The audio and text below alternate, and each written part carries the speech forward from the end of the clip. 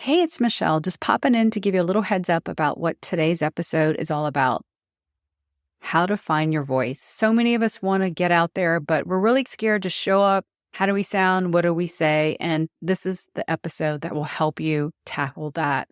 My guest is someone that I met several months ago in my LinkedIn audio events, and we just hit it off. And he's got a very impressive background. Matthew Rolnick is the VP of Strategy and Innovation at YayMaker, which is all about creating events and experiences for corporate teams.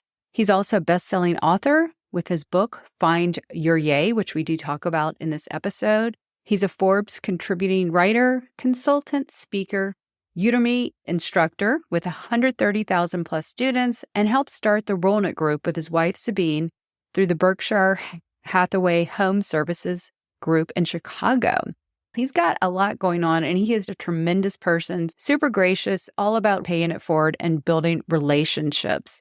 Perfect for someone to help us find our voice, because back a couple years ago, when the pandemic started, he found he was in a situation where he had to get out there and find his voice and make something happen, which he'll tell us in this episode. As you know, Ask the Brand Therapist is all about helping you put yourself out there to build your brand and own your future. So let's get started with today's show.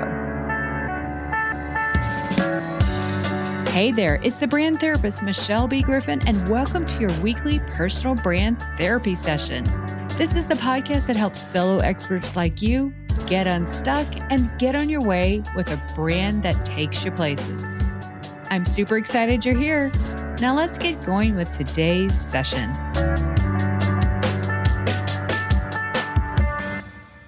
Welcome back, everybody, to this week's episode of Ask the Brand Therapist, the personal branding talk show. I'm the brand therapist, Michelle B. Griffin. I'm looking forward to today's guest, Matthew Rolnick. Welcome to the show. He is the VP of Innovation and Strategy at YayMaker. Welcome, Matthew. Thanks, Michelle. Very excited to talk to you today. You know that when people come on the show, expert guests like you, we are here to solve a problem that personal brands face. And today it's about finding your voice. You're going to really unpack that because you're also the author of Find Your Yay, How to Find Your Voice. There it is. And Build Your Brand on LinkedIn. And this is exactly what I'm all about as a personal brand strategist. And finding your voice, really knowing who you are, is something we all struggle with. In fact, sadly, it keeps many of us stuck and silent. You know me with PYOT in the background. That's like my battle cry. Put yourself out there. But you can't do that if you don't really know what your voice means. So let's unpack that. What the heck does finding your voice mean? But before we do that, give us a little bit of background on you, because we want to hear from you first. What are you doing at YayMaker? Who are you helping? And why did you write Find Your Yay? Wow. I consider myself an entrepreneur and an entrepreneur. I work at YayMaker, where we do corporate team building events. We help companies with their corporate culture and employee engagement. And for me, finding my voice was, I was actually furloughed when I used to work at Groupon, right when the pandemic hit. And I was 50 years old, and I was like starting over, not sure. And this new opportunity presented itself. And I realized there were things that I was really passionate about. And it had to do with culture, and it had to do with being authentic. And I realized YayMaker was providing all this kind of happiness for companies and employees. And I realized that's something I can lean into. And that's something I can talk. And by the way, when I was previously at corporations, I was a little shy to post because I was worried I'd be judged. And when I was at YayMaker, the co-founder, Dan Herman, who I knew through college, encouraged me to really lean into it. So as I was posting more, I was connecting more and building more relationships and growing new partnerships and in growing sales and elevating myself as a thought leader. But again, to answer your question is, I help on partnerships, innovation, strategy at YayMaker, and then I like being a content creator and helping others finding their voice as well. Shout out to Dale Young. He is a good connection of mine, just brilliant man. And I read an article today fittingly about finding your voice. And maybe I'll link to it if Dale, if you're watching it, it's really good. It was just really hit home. And my gosh, that's exactly what I'm going to be talking about with Matthew today, because finding your voice is so important, but yet so many of us never do. And that just saddens me. So let's break this down. What does finding your voice really mean? And how does one find it? Like, you went from behind the scenes, Groupon was a little bit more guarded, if you will, from what you told me in the pre-show, to, hey, get out there. And so there's a lot of personal brands here. You can even be in a company. We all want to share a voice. Not all of us, but those that want to, sometimes they can't because they don't know how or how to find their voice. But let's unpack what that means and what led you to change it. And then you wrote a book about it. So that's super cool.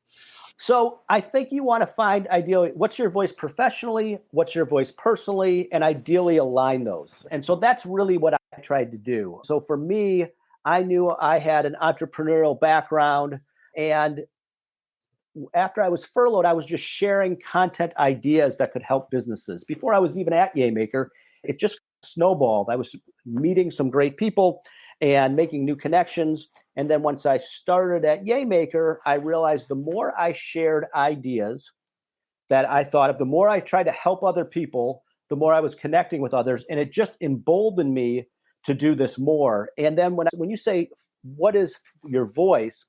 I looked at the reality of my situation and my passions and tried to match them. So the reality was, here I'm with this company that drives its revenue from events, but I also know I can't just talk about that, but I'm passionate about helping people, and I'm happy about culture and happiness. And I realized I could, a couple lanes. One is about corporate culture, and another employee engagement. And the more I talked about it indirectly, it benefited me professionally, but it also kept building my brand. And it got me more opportunities to talk to people like you and others. And as it kept snowballing, I realized, and I was writing more articles, I realized, wow, I might have a book here. Because as I was building my brand, it helped bring in like 50, 60 corporate clients. And I'm like, oh my God, I'm onto something. And so I decided I want to encourage other people. And especially, as I said, somebody, for me, was 50 years old at the time, trying to refine themselves. It was a voice that I wanted to share with people that may feel like, especially in tech or things like that, that can they still have a voice?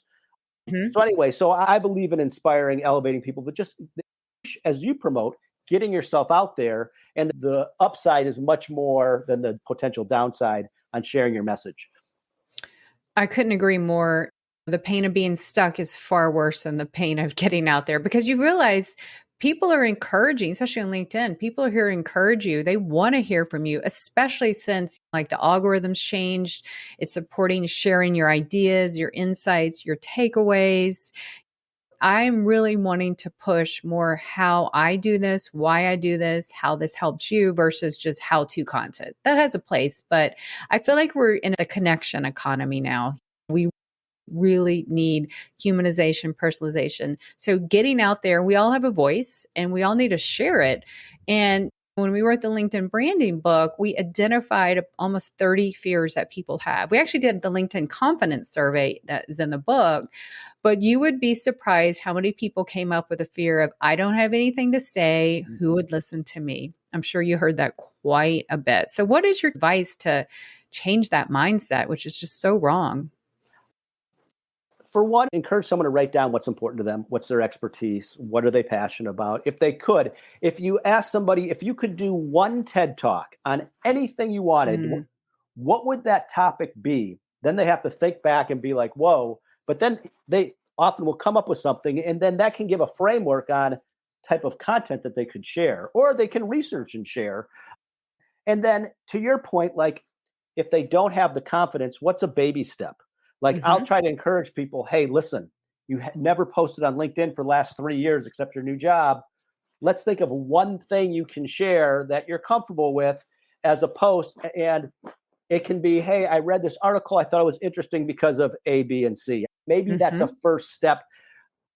If not, maybe if they're uncomfortable with that, maybe they're just liking and commenting on a post, and it's more than just nice post or nice art. They share a thought or a reason behind it. So to me, I encourage people to take a crawl, walk, run for most people. I love that. I always say warm up the feed. There are people who never want to post. We get that. But commenting is such a form of getting out there. It's the safety zone for most people. You can find like-minded people or people you can just start building a community with. So at the end of the day, you're still building a community and sharing your insights. I love how you said, share an article, go to an event. That's exactly what LinkedIn wants now. Give us your takeaways. Back 10 years ago, you could just throw a link on LinkedIn and people would maybe go to it, but no one's going to go off link. They want to know what you think of it.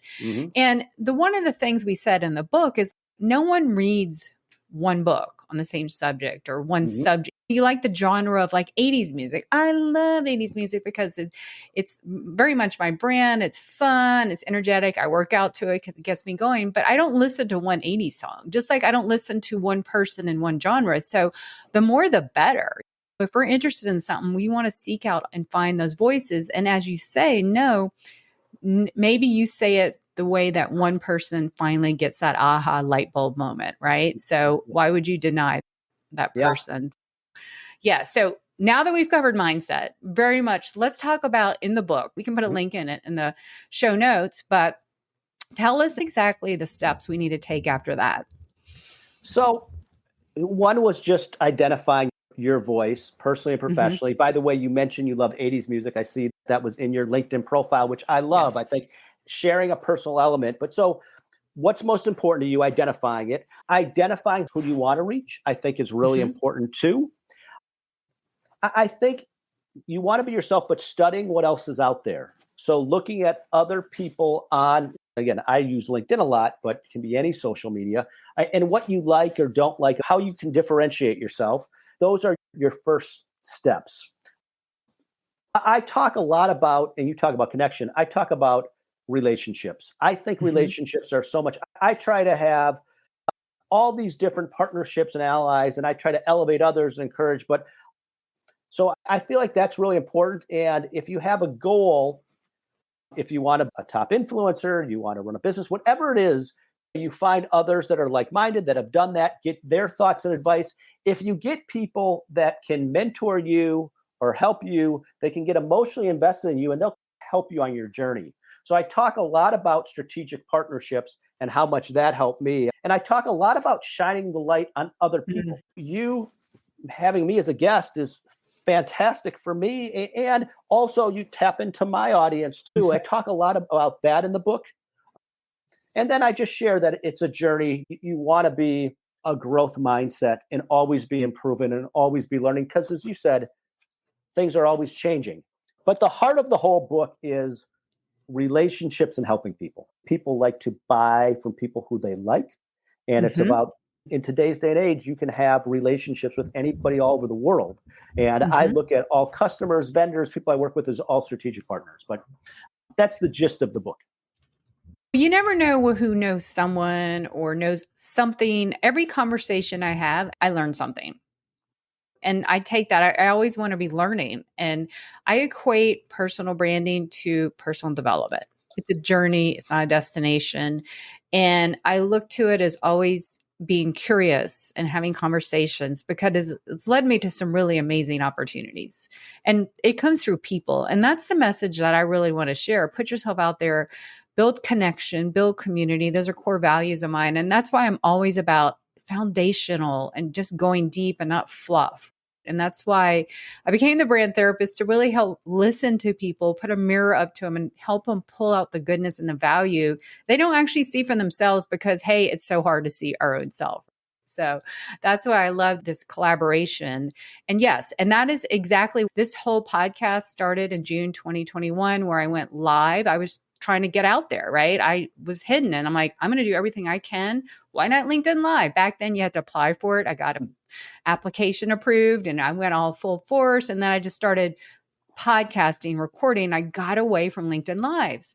So I brought my podcast back in July and I said, I'm going to be the brand therapist. I'm just going to do solo episodes and it'll be so much easier. Well, guess what happened? I realized it was flat. I just felt empty inside. Isn't that crazy? Because you know what I was missing? The connection, the energy of talking to people like you and I are doing right now. There is some energy force that I cannot take that away. It has to be. And that's what's going to propel us, our brands, our businesses, our future forward. So that's just exactly why you're here today. And you must absolutely love what you do and what you do in your day-to-day job of just building culture, because that's essentially what you're probably helping these people do, is finding their voice as well. Yep.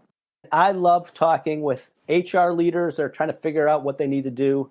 And I love talking to CEOs and how to form a culture. But as you shared, it's Yay can represent happiness. And how do we do that? One thing I wanted to share, because you talk about professional growth or professional development. I feel that is so important so your brand continues to evolve and helping others. But I also believe in being very humble. I've got one story where I remember when Clubhouse was really big and I was really getting a club and connecting with people. And then I was learning about crypto and other social media. There was a new platform called BitClout that I learned, and it was interesting, but they had a kind of like a LinkedIn Live or a Clubhouse type format. And the one who founded it was on, and everybody was asking questions. There was one gentleman who was really challenging the founder on ways to improve. And I was just so impressed with this guy's knowledge on engineering and marketing and entrepreneurship. And this was a young guy, beard, glasses. And I said, hey, listen, I'm so impressed. I'd like you to mentor me or teach me what you're learning. And so we had a Zoom, and I thought he was 28. He was 16 years old. Are you kidding? His name, actually, anyone that's listening, you look at, here's a friend of mine now. His name's Hunter Paulson. So now I think he's 17, maybe 18 now. I think he recently graduated high school, going to college, but he's this consultant, entrepreneur, kind of genius. But I was like, but what I realized throughout all of our professional journeys is the importance of learning, and it can be of someone at any age. I've got mentors who are 85, and he was 16 at the time. But I just feel like we shouldn't put titles at such weight. It's just what's people's interest, knowledge, or like-mindedness. I'm a believer in really getting myself out there with a lot of different people who think a lot differently. And I love to share best practices. And I like shining the light on people like that as well. Absolutely. I call it showcasing, and I really love doing that, spotlighting on others. The two things that really get on my nerves when we are judged by our titles, our ages, even appearances and everything, because you just don't know someone until you talk to them. So I'm all about the conversations. So finding your voice on social media. We are here on LinkedIn. Let's dig into I know you really are into LinkedIn and the social selling. Let's get into some real good best practices, actionable things, because this is a personal brand therapy session and talk show. We like to give how-tos, but let's talk about how do we start sharing our voice, practical ways on LinkedIn. All right. So sharing, I call thought leadership. I mean, it is posts. You can do a video of yourself. Again, if you find an article you like, I think that is just getting yourself out there so people know your opinion and ideas. I feel like that's the first steps, and as well as engaging in other people's posts that you're interested. I feel like that is step one.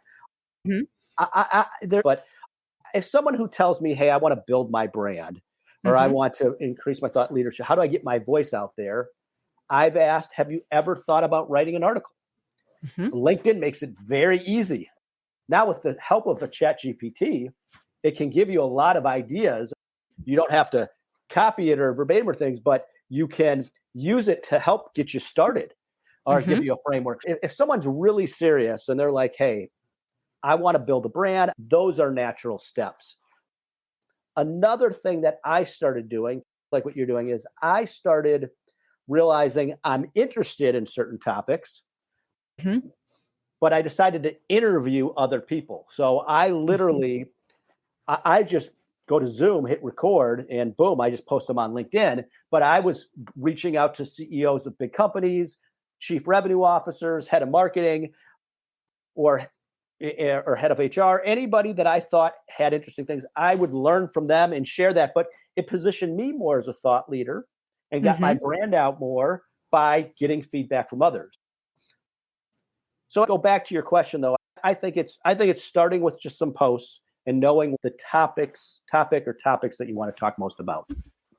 I highly agree. Finding that core topic you want to be known for, think back to what would I do a TED talk on. For me, I want to one day, putting this out in the universe, to do a TED talk on the power and the payoff of putting yourself out there. That's the general thing, but that's a lot about what I talk about in my content. One of the ways people come to us and come to me and you is I want to share my voice, but the minute we have to start writing, we freeze up. And I'm guilty of this too, because my previous industry was insurance and legal B2B services. So very buttoned up. So I'm really extrovert and fun. So you come talk to me in Pensacola or here I am, I'm all over the place, fun. But sometimes I just get this whole like aura over me. At least when I started first writing LinkedIn, it freezes me.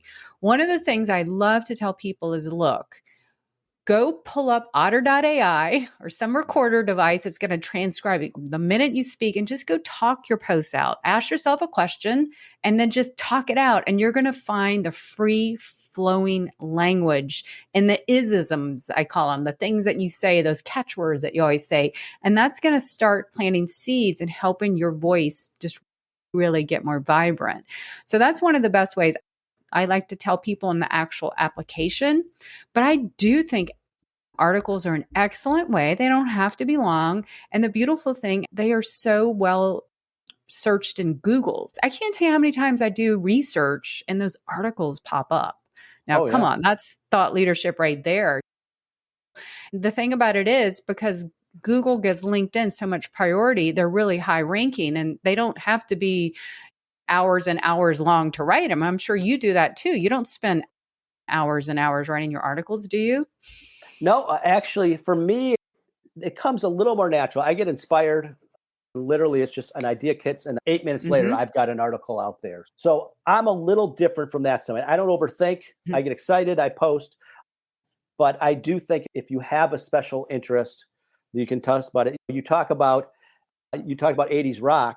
There was once I wrote an article, and I did a Van Halen theme, Might As Well Jump, and the importance of taking risks. But if you can tie in a personal interest to a business application. I love that. So find some kind of popular culture or something relatable other than maybe here and marry the two. And then that's part of your voice. It makes it easier too to talk about. I mean, so I think whatever you have a personal interest in, I believe in incorporating that as your brand. I like when people post about it. And I think it humanizes someone more. I have another friend who has dyslexia and was really shy about it, but I really encouraged him because we talked about it. He goes, "You think I should post about it?" And I go, "Absolutely, share." When you make yourself vulnerable and you share your story and the obstacles you had to overcome and who you became and your successes, people are connect with. So this gentleman, he's been posting a little bit on dyslexia, and it was amazing the stories he shared with me after he posted.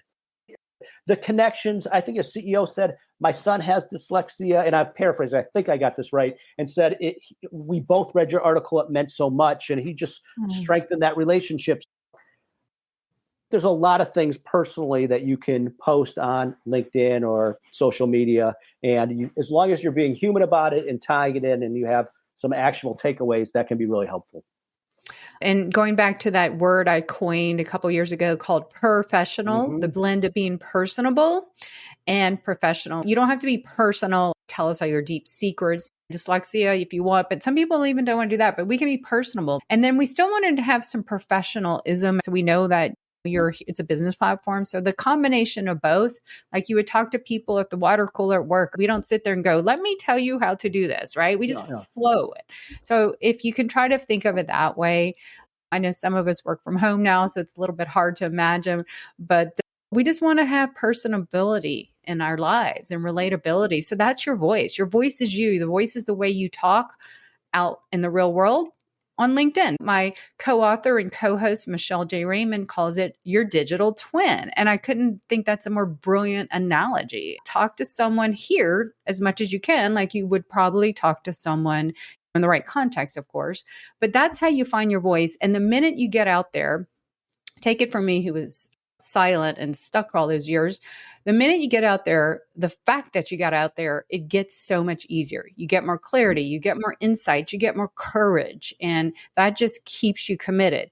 and it keeps you on track. Now, I do want to recommend committed. I don't like to use that consistency word because I filed it in Michelle's jargon jar, because commitment to me is the word we're looking for. Commitment to you because you are doing this to own your future. Commitment to that person you are showing up for, and commitment to the process. So when you use the word commitment, it's part of my framework for my PYOT presentation. It's a deeper meaning. So you're committed to your cause, you're committed to your job, you're committed, you wrote a book. So let us know your commitment by getting out there, sharing it, and then let's amplify that, right? There's so many ways today, especially on LinkedIn, to find people we can collaborate and can just snowball our mission. So absolutely, I think that we're so aligned on that. That's why we're talking today. So with that being said, as we end our time here, which has been so incredibly helpful, on today's actionable takeaway, what would you suggest that one thing they could take real tangible action and get out there and do something today? Again, it depends on their experience level. Okay.